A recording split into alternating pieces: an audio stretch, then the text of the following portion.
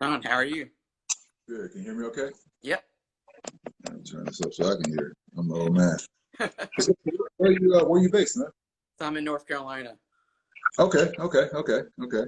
So what's the closest metropolitan area? Charlotte or Raleigh.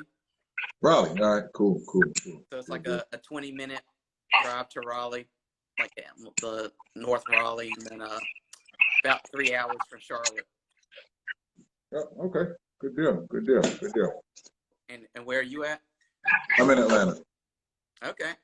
Yeah. How are things So in? right up the road, right, I guess right down the road, right? Yeah. How are things Yeah. in Atlanta?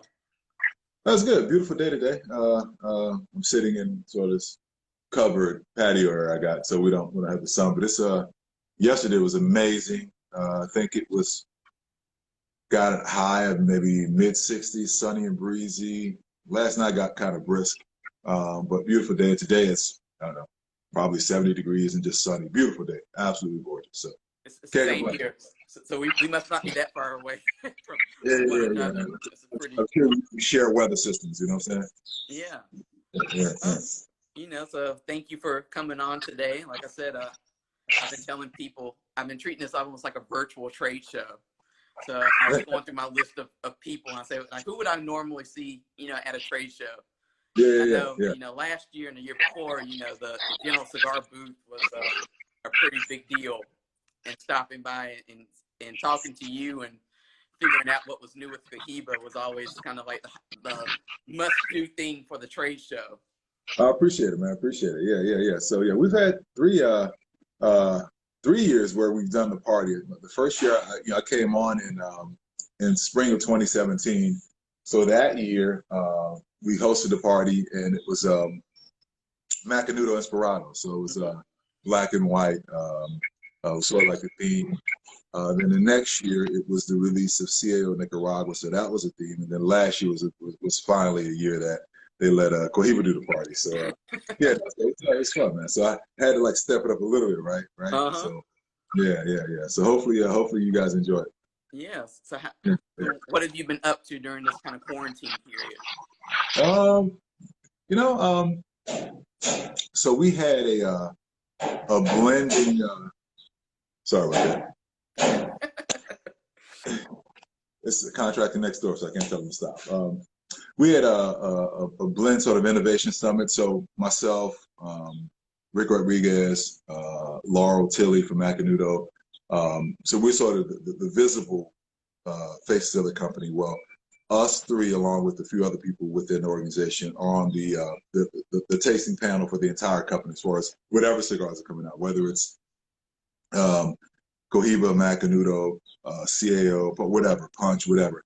So we were having one of those summits, and it's not like if I've been working on a project for Cohiba and I'm like doing cartwheels about it, I want it to come out, that anybody else in that panel can say, no, it's not going to happen. It's just a thing where we provide feedback to each other, right? Right. But in doing that, usually we kind of sequester ourselves somewhere for a few days and smoke a bunch of different stuff till our palates are burned out and the whole deal. Well, we couldn't do that. It was taken off the calendar because of COVID. So at my leisure, I've been sort of taking a little bit more time than usual working through some of these test blends from a bunch of different brands. I mean, I kind of have a solid idea as to what I want to do with Cohiba as far as the blends I have in the hopper. It's more about timing as to when to release them. So so just kind of taking some time to really relax and not sort of be under the gun to burn through a lot of different prototypes. So doing that, organizing my humidor. I got some more.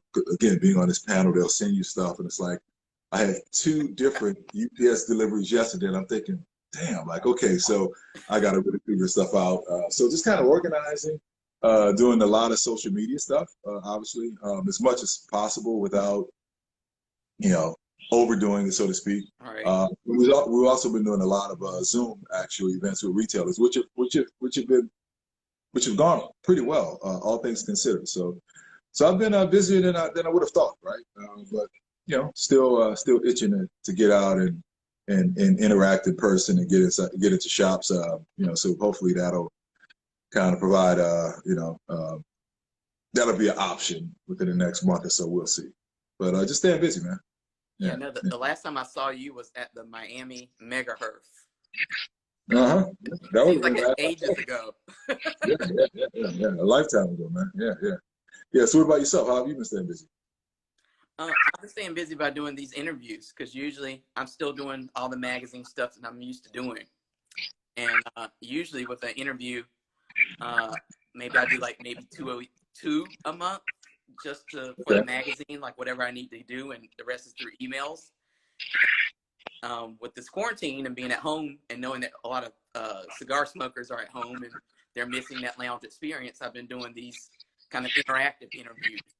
Gotcha. Basically making a whole bank of interviews so that I can pull from it, because I just know how hard it is for people like you who are always on the go anyway to really sit down and do an interview, which is like usually an hour long anyway. So to get all these interviews out of the way, for one thing, will help me going forward throughout the year, but it also is giving people time to interact with all these brands and get to know some of the people behind the brands and get to know the brands better, so that when quarantine things let up and people can get out to their brick and mortar stores, then hopefully when they look at like Cohiba, they'll think back to this conversation and they'll say, I might want to give it a try if I wasn't thinking about trying it before. So are you able to save this? I know on Facebook it's easy to do. On Instagram, I don't know how you can turn a live video into a story, but even that, it removes itself after a while. So are you able to sort of save this content some kind of way? Or? Yeah, so I found a way through a third-party app.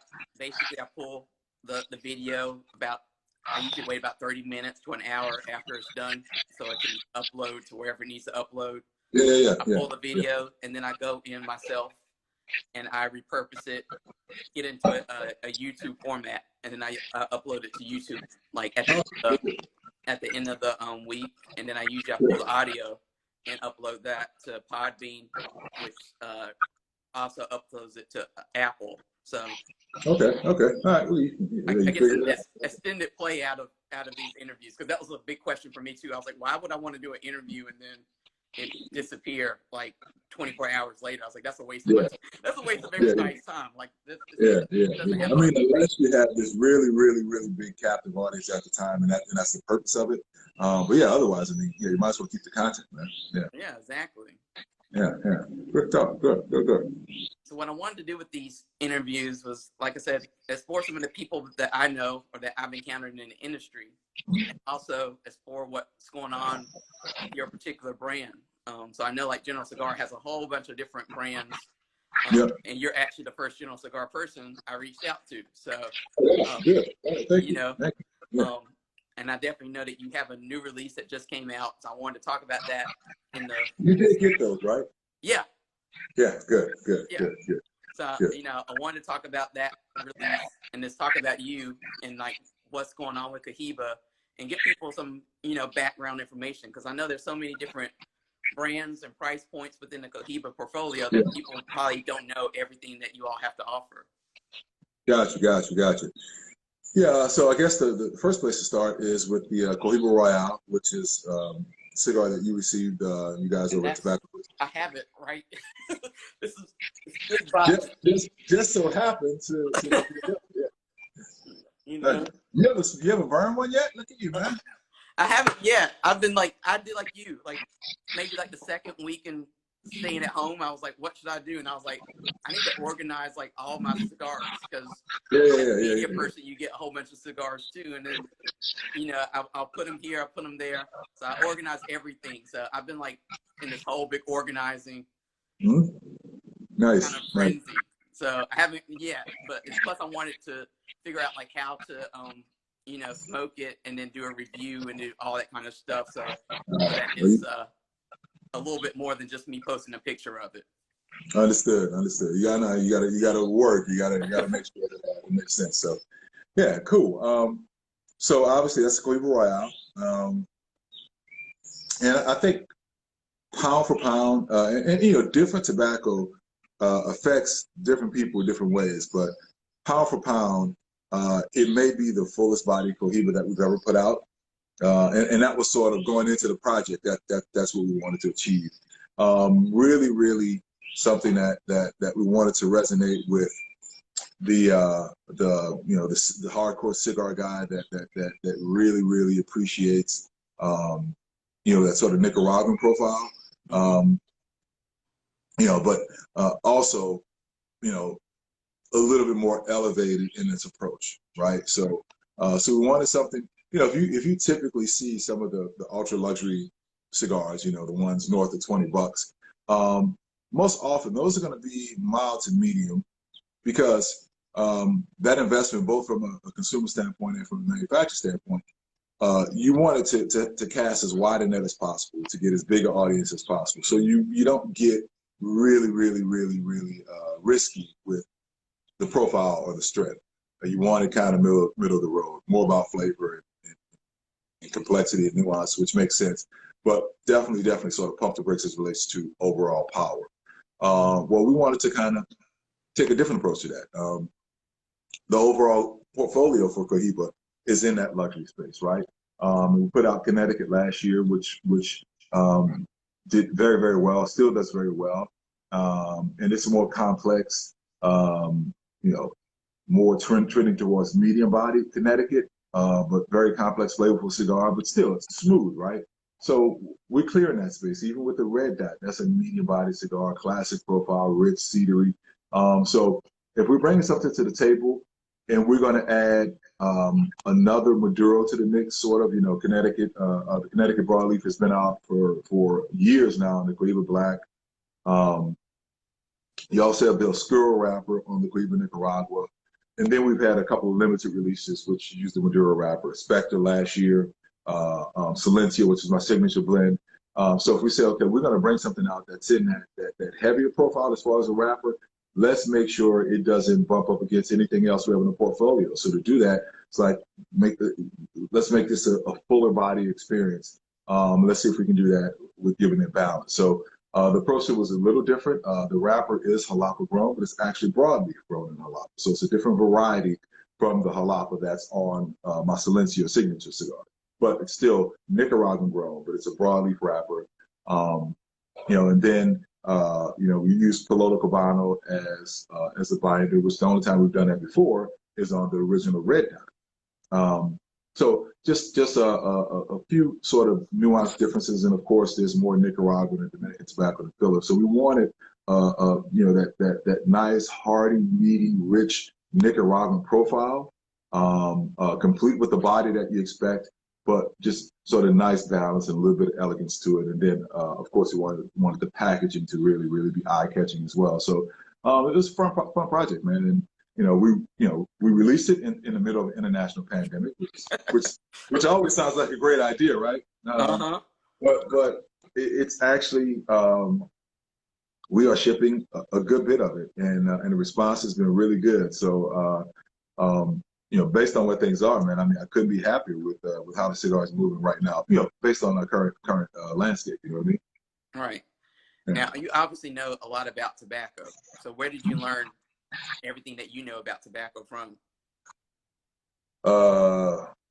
Just life in this business. I never, I didn't come from a cigar making family or a tobacco growing family. I mean, I started in this business with, deciding to launch my own brand, 15 years ago, basically. And I ended up going to Nicaragua in January 2006 to the Placencia factory, which is the first factory I ever made cigars with, to work on my first blends. And, when I got down there, or heading down there, at the time I'd only been smoking cigars a little over a year, right? So, but you think you know a lot about cigars. I thought I knew cigars. So I go down and, I want to do a Maduro. That's basically what I say. And Novelio, rest his soul, who was my lead blender at the time, basically pulled out, 18,000 different Maduro wrappers. And you're looking like, what the hell? So that starts the process right there. Like, you have to figure out, okay, what's the difference between, at the time, the Habanos 2000 or the San Andres or the Broadleaf or the Criollo Maduro. Like they may all look the same on the outside, but, get into them.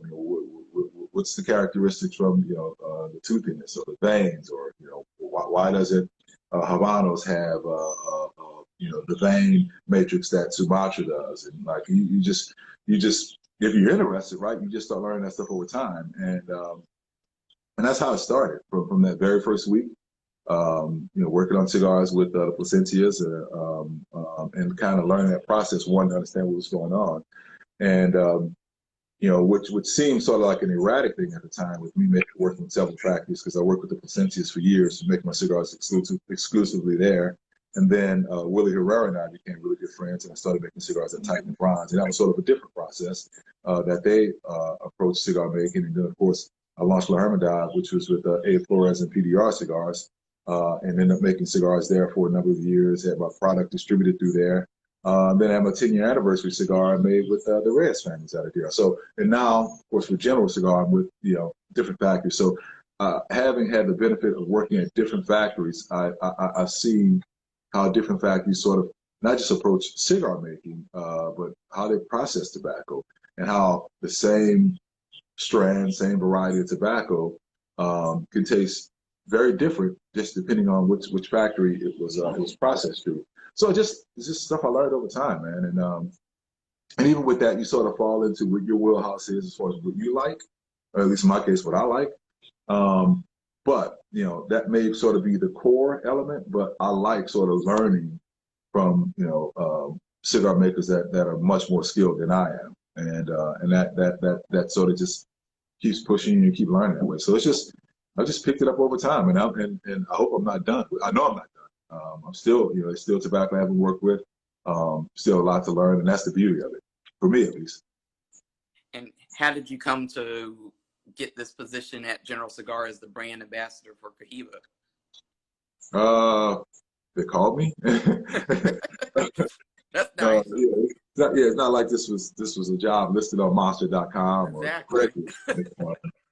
And I still to this day don't know all the exact dialogue internally with the company as it related to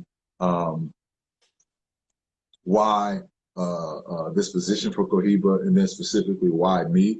Rick Rodriguez was the person that actually picked up the phone and called me. He and I, we had a relationship and been friends for a number of years. So when the brass within General Cigar decided that, hey, we'd like a guy for Cohiba, and Sean could be the guy, they reached out to Rick and said, hey, do you know him? You think he'd be interested? And he called me. So I don't know all the, like I said, the internal deliberations around it, specifically and why me, but I do know that when my name came up, there were, unbeknownst to me, had a couple of advocates inside of General Cigar that sort of seconded that thought before Rick reached out to me. But that's kind of how it happened. So after the call, then it becomes, okay, well, initially, I don't know if that means, okay, well, are you guys going to distribute El Primer Mundo? Is it like, what happens? Because I'm not thinking that it means I'm going to walk away from my brand. Right. I'm planning for the show. I've got a new cigar I'm releasing or whatever.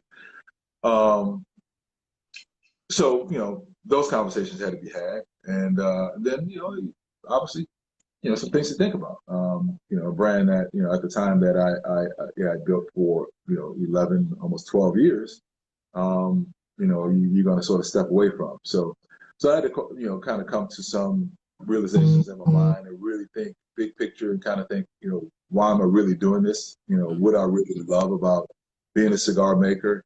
And if so, is there any better opportunity or vehicle to allow me to do the things that I truly love than doing them with Cohiba and General Cigar and the team there? And after giving that some thought, the answer was, well, no. I mean, if I really love creating cigars, interacting with the consumer, being a part of building a brand, which, as crazy as it sounds, we're still building Cohiba. I can't think of a better vehicle in which to do that.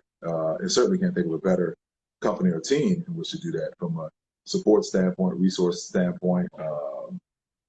So it's been a lot more fun than I thought it would be, and a lot less stressful than I thought it would be, to be honest. So what's your favorite part of the job? It's twofold. I mean, I still love. I mean, I could stay in the factory like forever, right? Like I just love the process of of working on blends and going through. I just love that, right? But then that's cooking the meal. But man, there's nothing better than being, that's in the back of the house, is from restaurant speak. And then you like to go to the front of the house and go to the table and say, hey, how's your meal today? Do you enjoy that? This is how I cook that with love. So that's sort of the piece. Like, I love the interaction with the consumer, because if you're working on these things and putting all your time and your passion and your skill, hopefully, into bringing a product to market, then great. You actually get to be in the stores when people actually take it out of the box, take it out of cellophane, light it up, and take that first puff a lot of times. And you can't beat that. You can't beat being able to create a product on one side and then actually being able to enjoy it with the consumer, thousands of miles away from where you created it. So, so those two probably go hand in hand. And then there's some nuts and bolts stuff in the middle, but ultimately it's creating products and being able to enjoy it with the people that I created it for. That's hard to beat. Now, besides Cohiba, because somebody asked this question a little bit earlier, they wanted to know, besides Cohiba, what General cigar, are you a fan of, or that you find yourself smoking a lot of? Oh yeah, so and I actually posted a video today of my humidor. I had to organize it. It was an absolute shit show. So there's a few cigars. CAO Palone, Sessions, CAO Sessions, CAO V19. I like the Mac Inspirado, the original Inspirado, the orange. Mac Red, I really love that. Robusto, the box press. The new cigar from Bolivar, the Copradillas. I would imagine if you haven't gotten them, they'll be sending them to you, because I actually just got my home stock literally yesterday. Okay. So I assume the press is going to be getting those as well. But it's a tasty cigar. Still like some of the old school Hoya de Monterey stuff, man. The Prensado, the new Hoya Epicure. I think Diesel. I like the Diesel Delirium of that portfolio probably overall. I'm sure I'm missing something, but I mean, I smoke a lot of it, and I get to smoke a lot of it before it comes out. Like Inspirado Green, I smoked it when Laurel and Steve and the McAneel team were in the process of making it, but I haven't smoked it post-production, actually packaged, which is a lot of times is a different experience. But I remember liking that Montefina wrapper. So I smoke a lot of the stuff that we have, and I smoke a lot of it while it's being created. So it's a different experience, to kind of see it actually dressed up in a box, and what the climate does here versus the climate in the DR or Honduras or Nicaragua where we're actually working. There's a lot of things come into play. But I smoke a lot of our stuff, and I smoke a lot of other stuff too. I mean, I'm a cigar smoker, so. Yeah, and I was having that conversation with somebody a couple of weeks ago about how, the cigar smoker today isn't as brand loyal, which isn't necessarily a bad thing, because it means they're willing to try so many different things. Yeah. It's like we don't need to be, fixated on just one brand, because you kind of miss out on so much. So it's nice to know, even as a brand ambassador, you're not one of these people who say, I only smoke, my cigar. How would I love smoking a cigar that makes me feel like, damn, like I wish I came up with this blend. I love that. And again, there's still tobacco that I've yet to work with that I'm hoping I get a chance to work with. So well, there's very little tobacco that I haven't worked with, but there's still some tobacco and even sizes I haven't brought to market. So I guess that's more of sort of where I'm at now. And there's stuff I worked with previously with my brand that I hadn't worked with, Cohiba, that I'd like to try. So there's still a lot out there, man. But I don't know exactly how those things perform if I don't smoke other stuff. So right. I enjoy smoking. So, yeah. And you talked about having your own brand and that feeling of you haven't spent all these years kind of building it up. And then you get presented with this new opportunity, and you have to not let it go, but kind of move on. So what was that feeling like, that transition like for you? Did you have kind of like some growing pains, for a few months afterwards, or do you still have like these little aches where you say, oh, I wish I could like revive it somehow? Or what's that feeling like? I mean, and there's nothing to revive. It's still available online if you hunt it out, and that's okay. So there's nothing. It's not like, oh, I want to revive it, or there's no misgivings. There's no regrets. No, I mean, because listen, man. I mean, hell or high water, hook or crook, ups and downs, whatever you want to call it. You know, primarily one man operation. I built a brand and kept it viable for better than a decade, and it still has a following. You know, I was literally the first person to do in-country, in-person events in Thailand. I mean, they flew me over for 8 days and did activations at some incredible venues in Thailand. My first international exposure my brand got was in Hungary, sold in Russia, sold in Australia. You know, listen, I mean, I could not have asked for a better experience. I mean, I literally, you know, got to walk the halls of Congress and meet with senators and congressmen as it related to legislation around our industry. Had cigars on the Speaker of the House's balcony. Had cigars in a private party with senators and congressmen. I've been around the world, you know, and that's even before Cohiba, right? So let's not even talk about it. So you know, money is a big part of life, obviously. And as tough as things are, as a small brand in this business, I was able to survive and find my wins from a resource and financial standpoint for 10 years in this business, and build a brand again that had not just a national presence but international presence in certain pockets.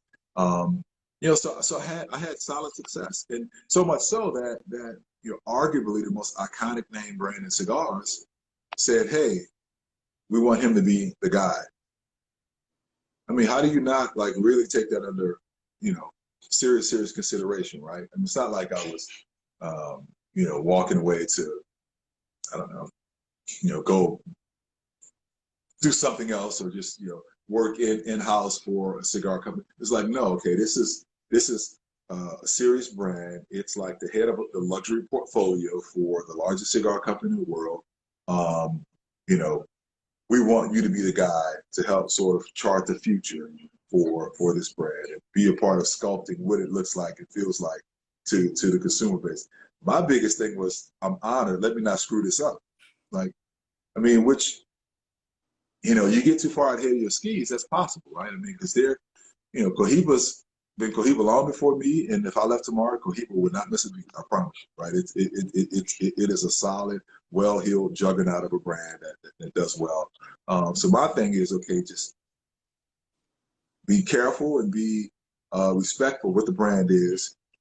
See if you can add to the audience without alienating the existing audience that have been there for however long. So yeah, so for me, it's an honor, and as a cigar maker, again, it's like, you know, I'd be hard pressed to find anything I could have done in this business that would have given me the opportunity to be in this type of vehicle with this type of support.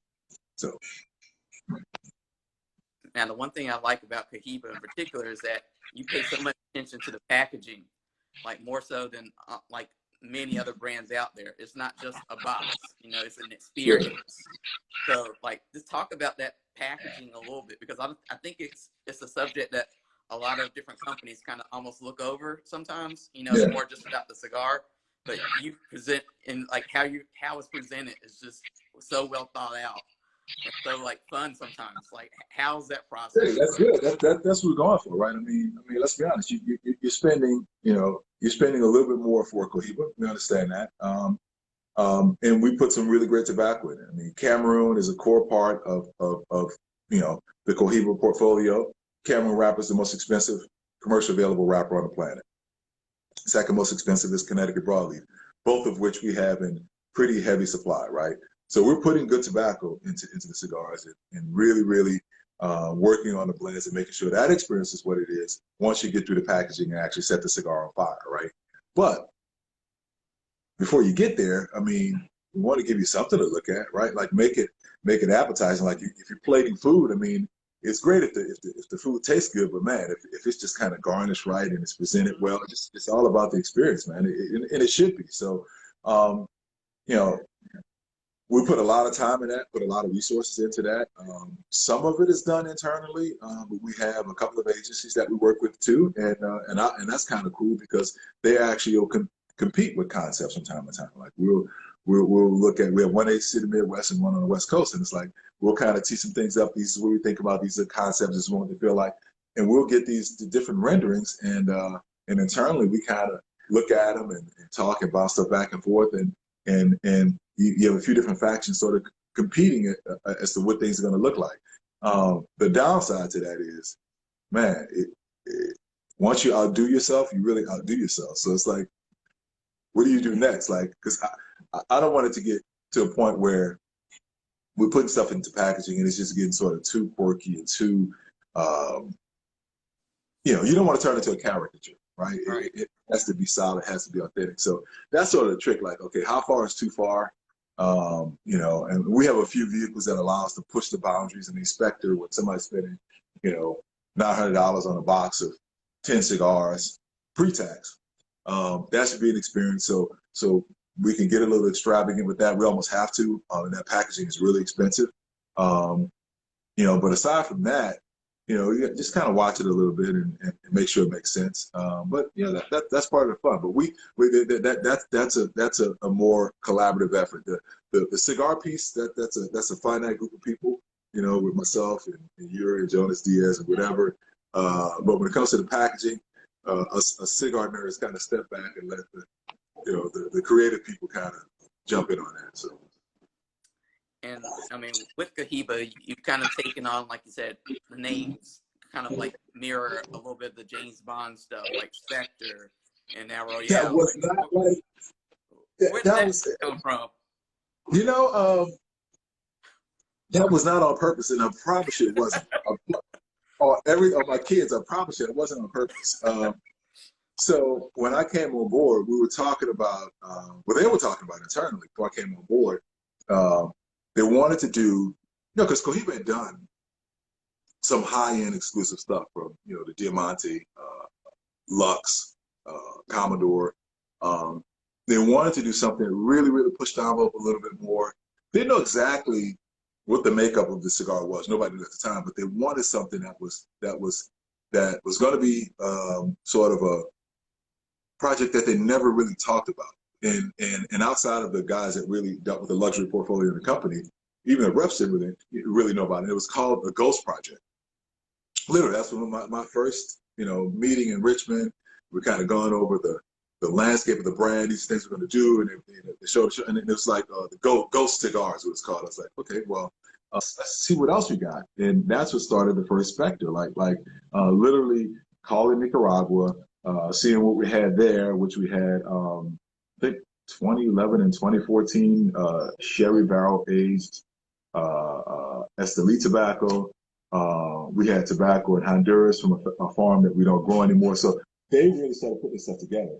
And that was kind of how it was born. So the name came from, but we couldn't use Ghost, right?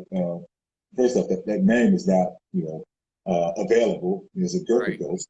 But even it probably didn't speak to like the elegance of the cigar. So then from there we went to another name. We wanted to kind of be something shadowy, something hard to put your hands on. So we went from Ghost to another name, and then eventually landed on Spectre, which our parent company owned that trademark, because otherwise we couldn't use it anyway. So that's how it became Spectre.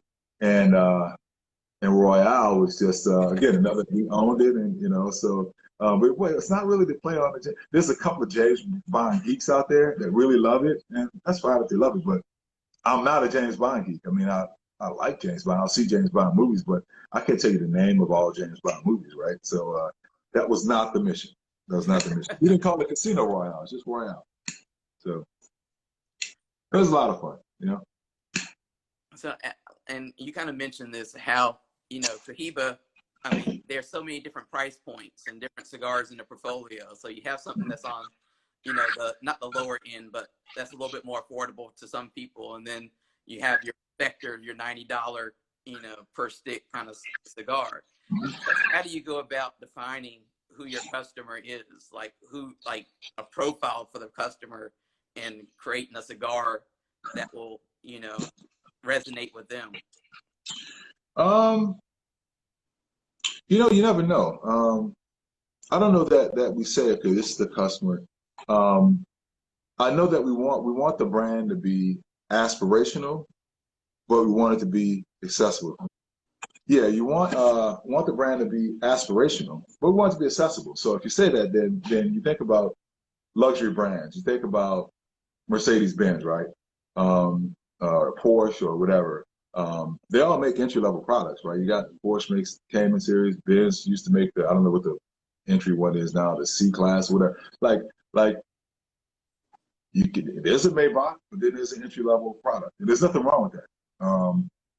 As long as you put the same care, energy, passion into whatever the sort of entry product is, because you want everybody to experience a brand. And you hope that if a guy swings 11 or 12 bucks to try blue and he really enjoys that experience, time will come up where opportunity presents himself to maybe spend a little bit more money, or maybe he matures as a cigar enthusiast to a point where some things he's going to buy just to kind of work into the rare rotation, not sort of the daily rotation. It reminds me of Jonathan Drew, because he talked about at TPE a couple of years ago, Drew Estate, and how they segmented, or he calls it stacking, their portfolio of products. So like you were saying, creating an entry level for people to come in to your brand. Yeah. So that's what he says acid is for Drew Estate. And it's never meant for them to stay at that price point, or to stay just for them to experience and say, oh, this is Drew Estate. And then they move up to like the next level, which might be a Liga Privada. Move up to the next level, which is like the undercrown, So I always think that kind of mentality for brands is like very interesting, because, especially for General Cigar, it's smart that, here's a company with all these different brands, and instead of just seeing one brand as being like your value brand, it's like, how can we create like verticals within several different brands? So you have your Cohiba, it has different price points. You have to, because the portfolio isn't just stratified based on price. From a composition standpoint, Cohiba is different from CAO, different from Macanudo, different from Hoyo. As far as even where they're made, Hoyo is primarily Honduran made. CAO is primarily Nicaraguan made. Cohiba is primarily Dominican made. And there's different things that go into. So it's not like we can just say, okay, well, CAO should cost this amount, Macanudo is this amount, Cohiba this amount, because the profiles don't line up. So they have to sort of exist on their own and respect the consumer that supports it, and say, we're going to give this consumer, this universe of consumers, options, and just sort of stratify how we approach the brand. It just makes sense. It makes sense. So, and that allows us not to sort of cannibalize and step over each other. We operate okay. A little bit earlier, you talked about the importance of, or for you, being able to interact with people, and see them interact with the product and smoke when they light it up for the first time. So how are you adjusting to the situation now where you can't go into a store, you can't have a big event? How are you adjusting? Well, we do, the Zoom virtual events, which that kind of gets you by. You still get to interact with people while they smoke the cigars, and the retailers will run specials for them, and in some instances they'll ship, or some instances that they're in an area where they could drive by. So we still activate with the retailers from a promotional standpoint and interact with their customers. It's just, on a computer screen. Not quite the same, but it gets you by. But yeah, that's the best I'm doing. There's no real replacement for actual in-person interaction. There's no plug and play for that. It is what it is. So I look forward to the day where I can be back in the cigar shop and talk with people face to face and really feel the energy and stuff like that. But for now, it's what we got to do. So Yeah, and do you, you know, from this where your standpoint is from speaking to retailers, do you have any feeling or vibe from the retailers when their customers might feel comfortable coming back into an event, or is it just kind of wait and see situation for right now? I think everybody's just waiting to see. I don't know that anybody knows, and I don't know.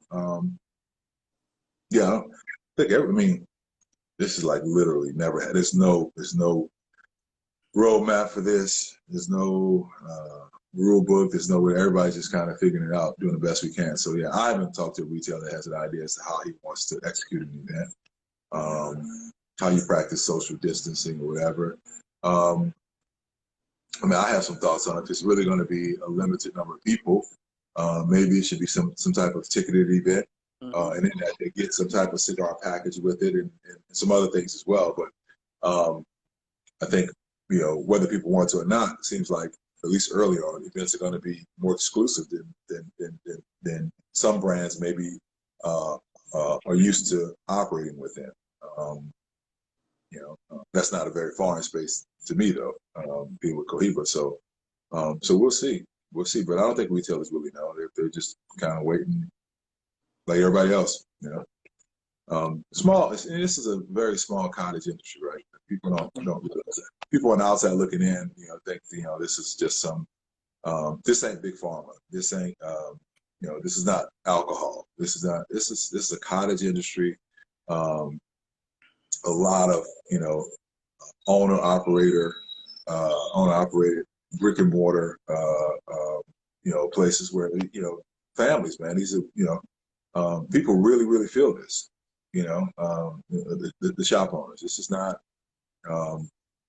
you know, this is not lost on anybody. So I think they're just kind of waiting for, you know, what the landscape is going to be like, and they'll make the adjustments accordingly, and we'll do our best to support them, which we have been. I mean, first week home, I mean, I did a virtual Zoom event, first time I'd ever done it, and actually helped the retailer move some product and help me touch his customers, and you know, and I think, you know, we're better for it, and as I've done more and more, I've gotten a little bit better at executing and kind of know what to expect. Well, knowing what to expect is having no idea what to expect. That's kind of it. Right. Because you get online, man. People are at home, you know. So, so it's an interesting experience, but you know, we're getting better at doing it. But hopefully, you know, this won't be the norm for very long. I do think there's some value in continuing to do this, even once things open up to a degree. So I'm looking forward to kind of seeing all the learnings that we're, you know, developing now. Like, okay, well, once things kind of get back to normal, how will all these things that we've never done before, how can we use them in the future to be more efficient and more effective? So you look at the positive, man. You know, I'm going to use what I'm learning here to try to be better at what I do, you know, a few months from now.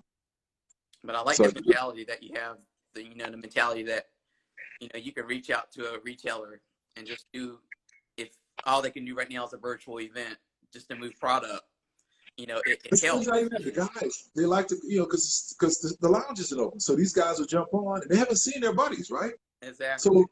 So you know, it's weird because a lot of times it seems like you're a guest at someone's family dinner table, you know, because they're talking to each other, they're giving each other shit back and forth, blah blah blah, you know, and you're like, you know, you got to figure out, okay, well, obviously at some point I got to talk about product, but you know what, let these dudes do their thing, right? And it circles back, you know, guys will ask a question about product and they don't get back to whatever they're talking about. Then another guy will ask something, and it just kind of flows. Everyone is different, but you know, these guys look forward to it more so than just, you know, the brand that's involved, but it's a chance for them to get together and smoke cigars with each other and talk and catch up with their buddies. So so I enjoy that about it too, and that's important not to forget that. It's not just about selling product. Listen, I mean, I'm fortunate. We're a big company. This is a big brand. You know, don't cry for us. I mean, we'll do okay through this, all things considered. But there's a lot of people that won't, and we have to understand that. So the big thing for us is making sure that we do whatever we can to support retailers, whether that's hard goods, promotional product, whatever. We have to help them get through this. and the finances will take care of themselves. But the big thing is, this is our family. This is our group. If they're not there on the other side of this, then all bets are off. You know, so that's what we are. Yeah. So, considering we're towards the end of our time together, what can you tell us about what's ahead for this year from Cohiba, or what should we be on the lookout for? Well, this year, obviously, the big release has already taken place. That's Royale, and you know, we're looking forward to an opportunity with a market that's a little bit more open to actually do some in-person activations around that. Had a lot of things teed up that you know was taken off the calendar, obviously. So that's gonna be a big thing, just kind of getting out there and activating with consumers, enjoying Cohiba Royale. But we also, of course, on the backside of the year, going to have this year's Cohiba Spectre, which I'm excited about. So as things stand now, we're figuring October, maybe November, just kind of depending. It's more a packaging issue with this one for a number of reasons now, because a lot of facilities that we would get stuff produced at have been, you know, not operating at a normal clip. So so that's going to be coming out. And then there's a few other things I'm working on. So we're taking a different approach. And I don't know if this is going to be for the next few years, but certainly next year. That was regardless of the current situation with COVID. We really want to make sure that people understand that the brand is personal. We want to personalize the brand. Certainly, we're in the luxury space. Hopefully we execute well in that space. We put out good product, but I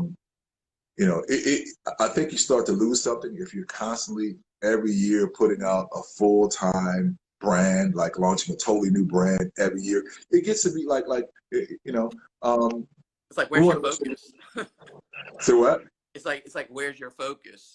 Well, yeah. Well, it's like, okay, well, what does this cannibalize? Whether you bring something out new, what does it cannibalize? So, but we also realize that the consumers and the retailers want something new.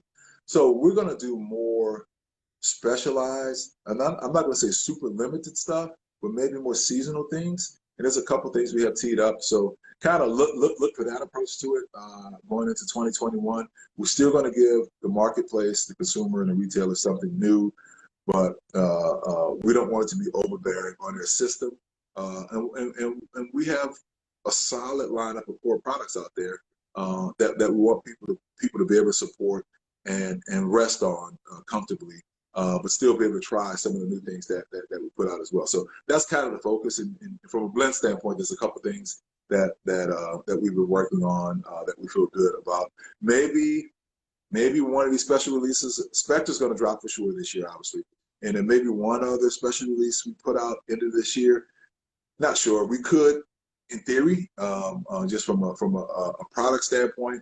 But we don't know where the market's going to be. We don't know if it makes sense to try to have our system and the market absorb it. So certainly early spring 2021. If this project that we're working on doesn't come out in the year, it's going to come out spring 2021. Aside from that, Spectre for sure. And we're always working on stuff, man. But it's just about when does it come out. Do our reps have enough bandwidth?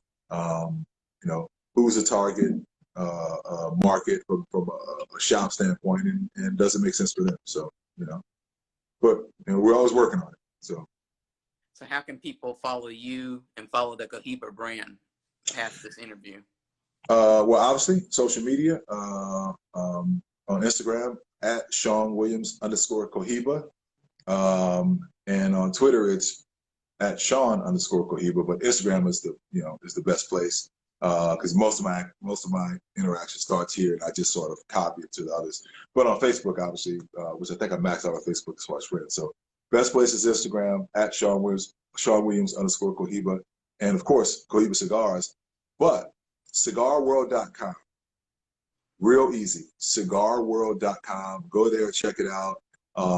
It's a nice ecosystem for the general cigar portfolio, but there's a lot of other stuff on there as well.